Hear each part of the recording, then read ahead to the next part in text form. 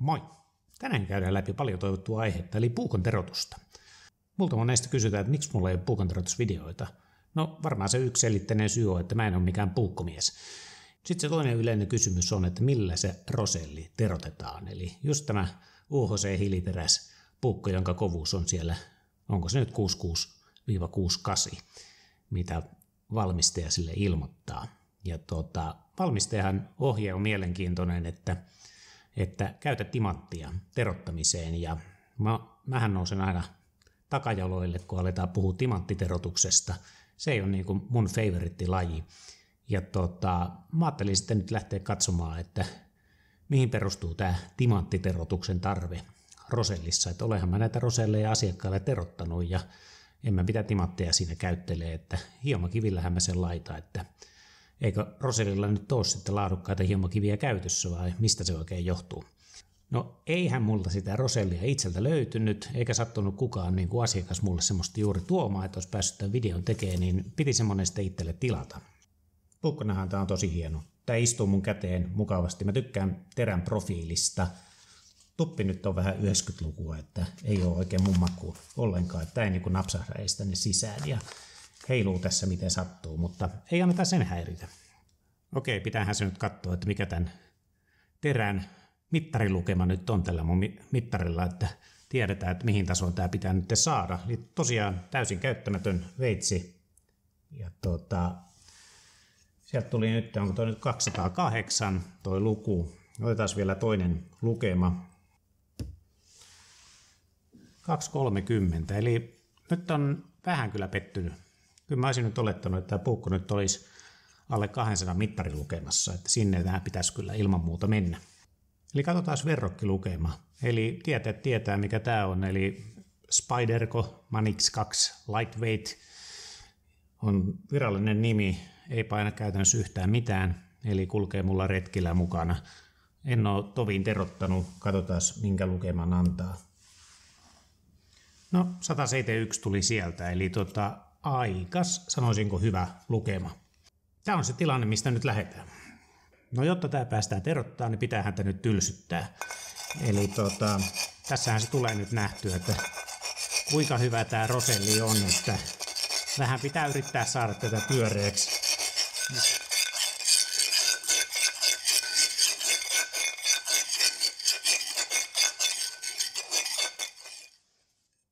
No nyt ei tartu kynteen ollenkaan. Ja sitten otetaan se mittarilukema. Oho, sehän meni melkein pohjaan. Aika tylsäksi meni, että nyt meillä on tehtävä nyt näyttää, että miten tätä terotetaan. Nyt on aika monta vaihtoehtoa, että millä lähden tätä terottamaan. Ajattelin, että käydään haidun pikkukiviä, ne on ollut kauhean suosittuja näiden puukkojen kanssa. Mutta toisaalta kun tämä nyt on hiiliterästä ja nuo moriheen kivet nyt on parhaat juuri hiiliterästen kanssa, niin mä ajattelin, että lähdetään niille liikkeelle. Että ainut kysymysmerkki on, että riittääkö se, kun morihein karkein kivi on 500, että meneekö mulla tässä nyt sitten liikaa aikaa, jos mä lähden sillä 500 heilumaan, että pitääkö hyppiä sitä karkeampaa kiveen, että esimerkiksi se haidun 250 on aivan poskettoman tehokas kivi, niin käyttäisinkö sitä, mutta kokeillaan nyt, että lähdetään sitä 500 liikkeelle. No niin, otetaan vähän uutta kuvakulmaa, eli ollaan tässä altaan päällä, ei muuta kuin vettä peliin. Eli mulla on nyt morihei 500. Mä otan pinnan auki, jolloin mä saan tämän luonnonkivijauheen tähän päälle. Tää puukkohan on sinällään niin kuin miellyttävää terottaa, eli tässä on niin kuin tämän alahelan vieressä tämä pieni terottamaton alue. Kutsutaanko sitä nyt sitten palkoksi. Niin se helpottaa, ettei tämä hela niin kuin saa sitten iskuja niin tässä terotuksen aikana. No puukkohan on sinällään helppo terottaa, eli siis puukon tekijä on jo sulle tämän kulman miettinyt valmiiksi. Eli kun mä lähden liikkeelle, niin ei mun tarvitse muuta kuin laskea se tuohon päälle ja painaa terä kiveen kiinni. Ja sitten lähdetään niin kuin liikkeelle.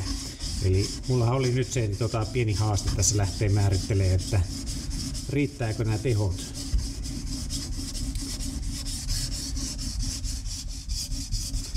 Katsotaan, että miten tässä nyt käy, että riittääkö tämä teho niin tässä 500 vai hypätäänkö me tonne karkeampaan kiveen.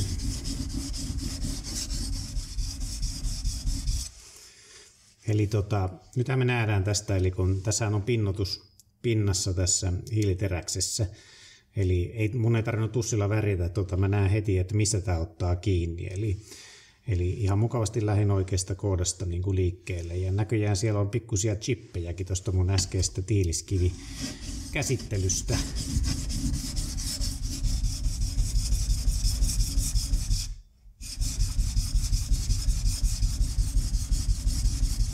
Eli karkealla kivellä kun työskennellään ja tarkoitus on materiaalia irrottaa, niin silloin saa voimaa käyttää. Multa aina kysytään, että työnnäks mä vai vedäks mä vai miten päin, niin se on mun mielestä niin kuin loppujen lopuksi ei ole mitään merkitystä. Eli tehokkaintahan tehokkaintahan teroitus on silloin, kun sä niin sanotusti vedät terään niin kuin tuohon kiveä vasten. Eli samoja tehoja et saa tällä liikeradalla. Eli se on itse asiassa helpompi, kun saat painetta silloin, kun sä vedät. Se on ihan sama, että teenkö mä sen liikkeen niin kuin tonne päin vai tänne päin. Sehän ei niin kuin asiaan sinällään nopeuta. Eli tämä on niin henkilökohtainen preferenssi, että toinen tykkää toista tyylistä ja toinen toista tyylistä. Monesti näkee näitä pyöriviä liikeratoja. Mun mielestä se sopii vasta, kun ollaan niin kuin siellä hienommissa kivissä. Ja yleensä sitä liikerataa käyttää sitten näillä pienillä kivillä tai pienillä timanttilastoilla. Että mä pidän nyt vaan huolen, että tämä terän suu koskettaa tuota kiveä. Ja mun paini on tavallaan koko ajan siinä kohdassa, mitä mä haluan terottaa. Mulla on itsellä semmoinen tyyli, että monesti puhutaan sitä kierteestä ja kierteen tuntemisesta, niin mitä kovempi veitsi tai lämpökäsittely on kovempi, sen vaikeampi on kierre saada niin kuin esille, koska metallihan lähtee irti vähemmän. Mutta mä en niin kuin itse kiinnitä huomiota siihen kierteeseen ollenkaan. Mun tyyli on se, että mä terotan tasaisemmin molemmilta puolilta. Eli mä näen, että tuossa terässä mulla on se pieni lohkeama. Se pitää saada pois nyt tosta. Joo. Tässä näkee hyvin niin tämän morihen kiven käyttäytymisen, että kun sä niin kun enemmän terotat, annat painetta sun puukolle, niin pinnasta alkaa niin kuin irtoamaan sitten materiaalia. Ja mitä enemmän tästä moriheesta irtoaa materiaalia, sen tehokkaammaksi se sitten muodostuu tuo terotuskyky. Koska se ainesosa, mikä tuosta irtoaa, on juuri sitä, mikä terottaa. Tai oikeastaan tekee sen metallin poisto tehtävän. No niin, sitten niin kuin toinen puoli, eli tämähän on niin kuin se haaste, eli kun mä oon oikeakätinen, niin mä saan sen toisen puolen hyvin vasemman käden hommissa. Sitten pitää niin kuin lähteä niin kuin tähän linjalle, mutta mä oon nyt opetellut vasenkätiseksi tässä hommassa.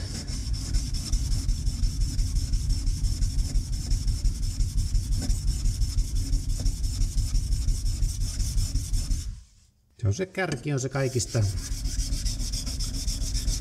haastavin, eli eihän puukossa ole mitään muuta ongelmaa sen terottamisessa kuin että osaa ton kärkiosan niin ottaa oikein.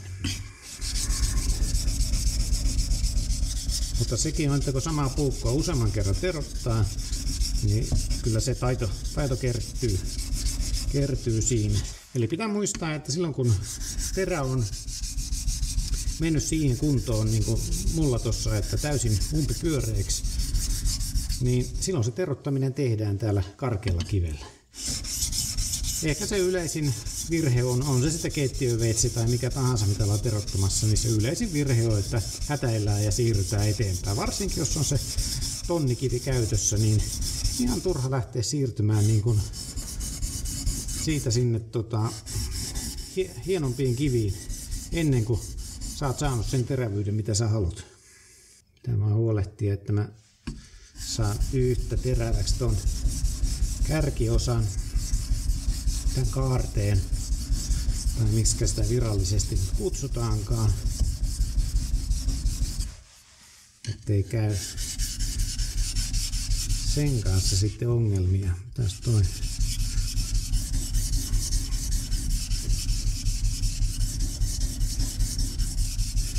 Eli tämä kärjen terotus on se ainut haastava asia tässä, mutta kyllä kun sä samaa veistä terotat useampaa kertaa, niin kyllä siihen löytyy se rutiini.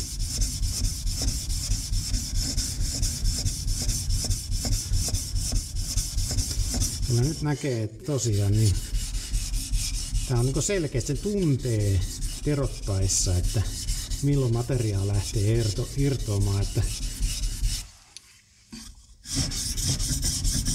tätä Morihei 500 kiveä, niin tätä on niin kuin kehuttu. Ja ainut negatiivinen palaute on oikeastaan, että tämä väri, kun tämä kivi on tumma, slarri on tumma, niin sä et näe sitä irtoavaa metallia. Sä et niin kuin erota, että paljonko sitä metallia irtoaa. Että se, että jos tuohon laittaa rinnalle vaikka Shapton lasikivi, joka on sellainen harmaa tai oikeastaan valkoinen, niin sä näet jokaisen metallihiukkasen siinä. Tässä ei niin kuin osu silmään mitään.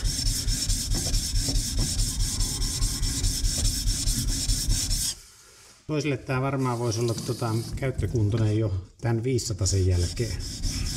No sehän on sitten ainainen keskustelu, että kuinka pitkälle se puukko pitää terottaa. Tai kannattaa terottaa, on ehkä parempi termi. Mulla on asiakkaat, jotka menee näillä veitsillä just, näillä roselleilla, niin ne haluaa mennä ihan sinne 10-12 tonnin osastoon. Sitten mulla on asiakas, joka sanoo, että ei sitä sen tonnin yläpuolelle kannata laittaa. Ja sitten on se termi, mitä mä itse vähän niin kuin vierastan, niin on se, että puukosta tulee yliterävä.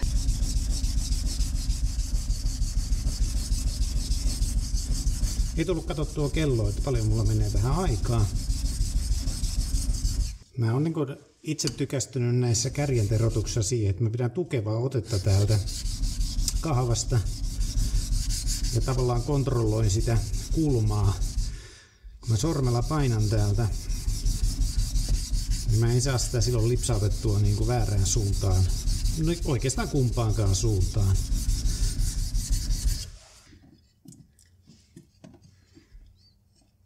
Tosi hyvältä vaikuttaa. Nyt sillä mittarilla jos katsoisi, niin kyllä tällä saa jo 250-300 tuloksen. Tää tarttuu ihan kiinni jo mukavasti. No niin, nyt mulla on tässä tää tonnikivi. Taas kierrastaa vähän pintaa auki. Tässä nyt ei ole tarve niinku tasoittaa, kivi on mulla ihan flätti. Katsotaan paljon se imee nyt tota vettä, että nyt kun tässä vähän pyöräyttää, että meneekö vesi sinne sisään. Tää pitää paremmin, selkeästi paremmin kuin toi 500. No niin. Tuntuma on tässä jo aivan erilainen. Sen huomaa, että vaikka hypättiin 500-sesta tonniin, joo, kyllä nyt timasee vähän vettä pois. Eli kun hypättiin 500-sta tonniin, niin totta kai se karkeus muuttuu siinä. Vaikka tonni on periaatteessa vielä kuuluu karkeisiin kiviin, niin, tai keskikarkeisiin kiviin, niin kyllä tässä tapauksessa se on niinku selkeä ero tuon 500-sen. Tämä Morihei sarjahan on selkeästi niinku suunniteltu hiiliteräksille.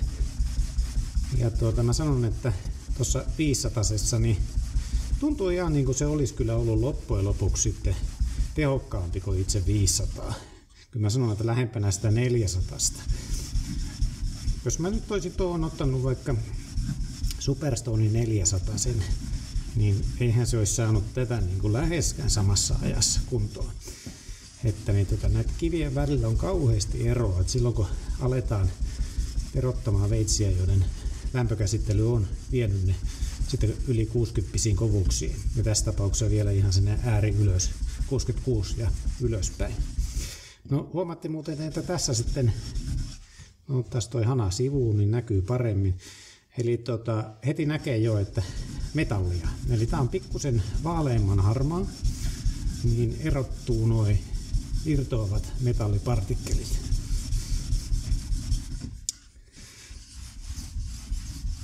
Sitten kun lähdetään tähän viimeistelyyn, tässä tapauksessa vielä nyt ollaan tonnikivessä, puhutaan nyt kumminkin jo viimeistelystä, koska terävyys on jo saavutettu, niin ota tukevan otteen, sormi tuohon tavallaan kaarevan osan alkuun ja sitten lähdet keinuttaa. Kulma pysyy koko ajan automaattisesti samana, eli nyt se tukeva ote, mulla on ihan oikeasti kova jännite tuolla oikealla kädellä. Tää on niinku vähän niinku kiikkulauta tässä nyt. Ja huomataan, että mä saan siihen ihan täydellisen tavallaan kaaren tohon aikaiseksi. Mä saan niinku kulutettua pois kaikki ylimääräiset graadut siitä ja mä saan niinku siistin jatkuvan kiillon.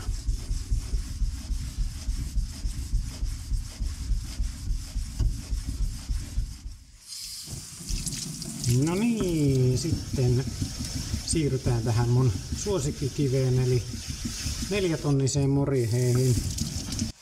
Tää on niin mukavan liukas, kiva kiillottaja.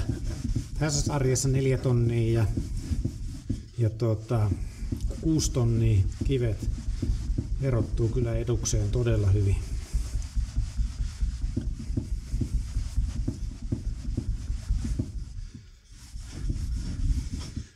Eli nyt ollaan siirrytty sille alueelle, mistä sit toiset jo toteaa, että ei tänne saakka pitäisi edes puukkoterotuksessa mennä. Mutta niin se on sitten omista haluista kiinni, että kuinka pitkälle haluaa terottaa ja minkä kokee niin kuin tarpeelliseksi.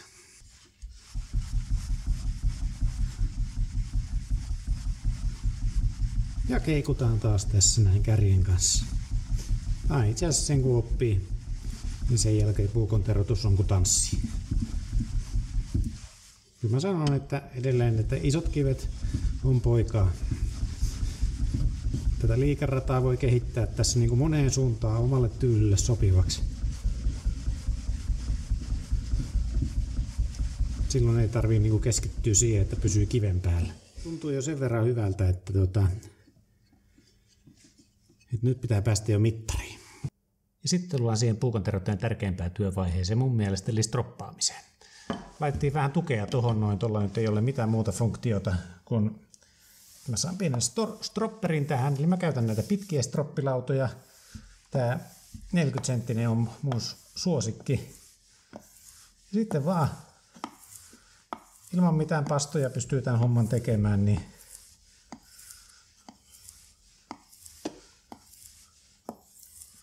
niin tällä saa itse asiassa yllättävän mukavaa kiiltoa aikaiseksi.